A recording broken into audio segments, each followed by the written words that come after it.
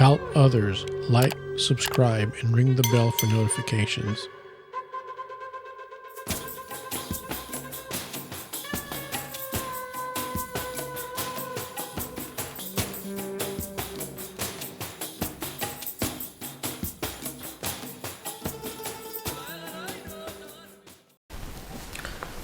Today we're going to talk about one of the more complicated parables of Yeshua, and that is the parable of the Wicked Husbandmen. This parable appears in all three synoptic gospels, with slight differences between Matthew and Luke, but I'm going to read the parable from the Gospel of Luke, chapter 20, verse 9. Actually, I'm going to only tell you the parable so that I will look at the camera and it'd be easier for all of us. Yeshua is telling another parable of the kingdom. And in this parable, he is using the model of the vineyard. The vineyard that the owner owns, the king owns, and he hires it to tenants. And the tenants are supposed to give the owner, during the harvest time, his due price, his profit. And instead of giving the profit, they beat up his servants, his stewards that come to the vineyard to collect. And they do it 3 times.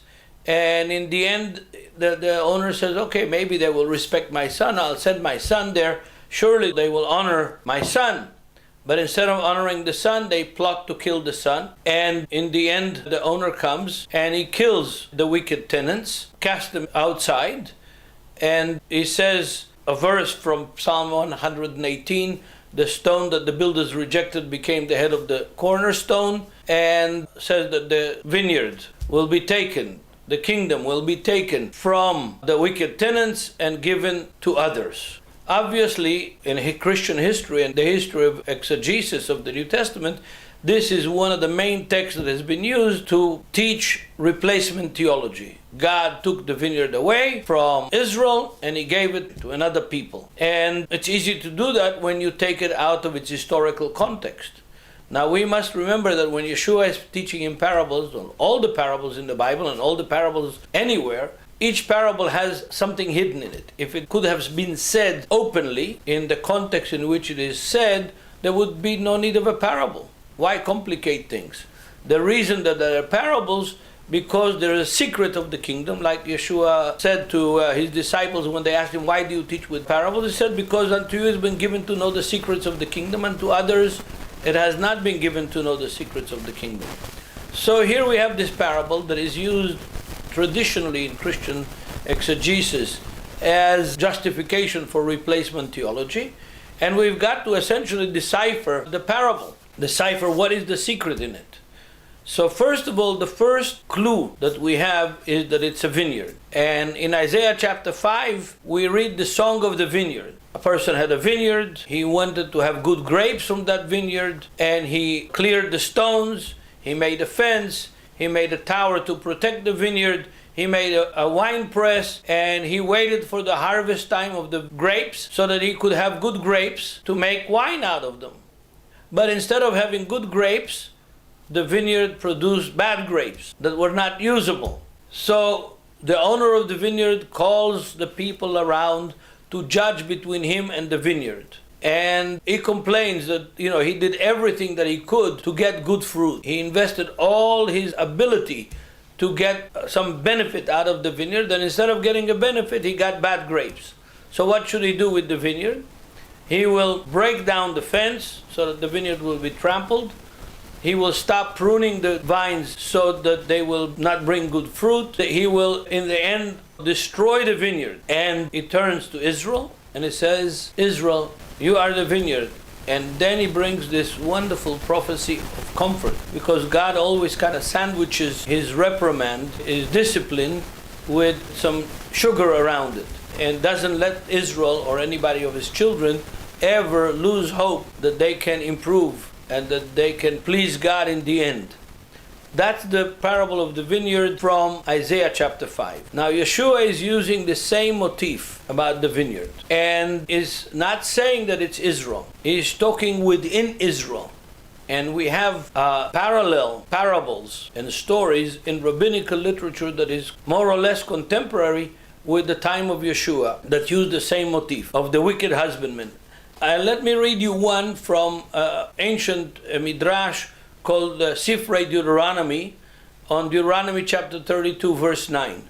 It says, "For the Lord's portion is his people, Jacob is the lot of his inheritance. It may be compared to a king who had a field and gave it to tenants. The tenants began to rob it of the products of the field. So he took it from them and gave it to their children, and they became wickeder than the previous. He gave it to their children's children, but they became wickeder than the previous. A son was born to him, and he said to them, 'Get out of what is mine. It is impossible for you to be in it. Give me my portion, and I will ratify it.'" Interesting parable in rabbinical literature that has some of the same elements that Yeshua's parable has. You have a person, a king, who has a field.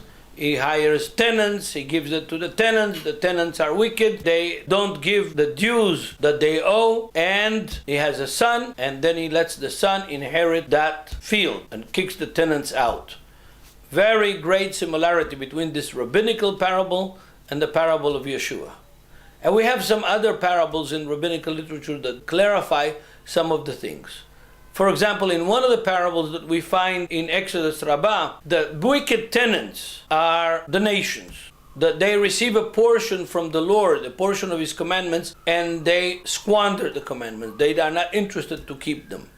Then they come again and they receive another portion, and they squander it again. And in the end, the son in the rabbinical parable here is Israel. And the son comes to collect from the wicked tenants, and they decide to kill the son. And then it brings exactly the same verse that Yeshua brings from Psalm 118. The stone that the builders rejected became the head of the cornerstone. In other words, the keystone that holds the arch, the building together. And it's Israel in this parable of the rabbis. Now, when we read in the context of the first century, Yeshua's parable, who is he talking about? At the end of the parable, we are told who is talking about. The chief priests and the scribes understood the parable better than Christian theologians have. They understood that Yeshua is talking about them, and then they plot to kill him. In other words, he's not talking about the nation of Israel to be replaced by the church.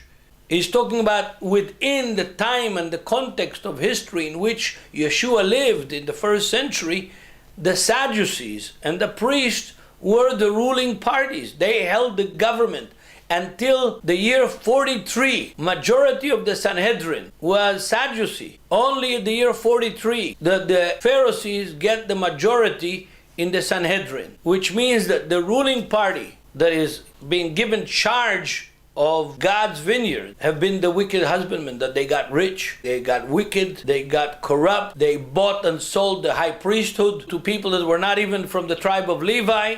Some of them were even converts, like the house of Herod that were converts. And they essentially misused their authority. And Yeshua is telling the people that are hearing him, listen, that's going to change. God is going to remove those wicked husbandmen. He will put his son, the true Israel. And of course, at the head of Israel is the ultimate Jew, Yeshua, the son of David.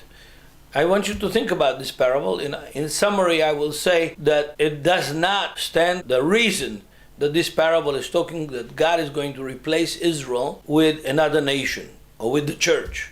Because we read very clearly, Paul asked this question in Romans 11 verse 1 and 2, as God rejected his people whom he foreknew, the answer that Paul gives is very different than the answer that most of Christian theological faculties have given.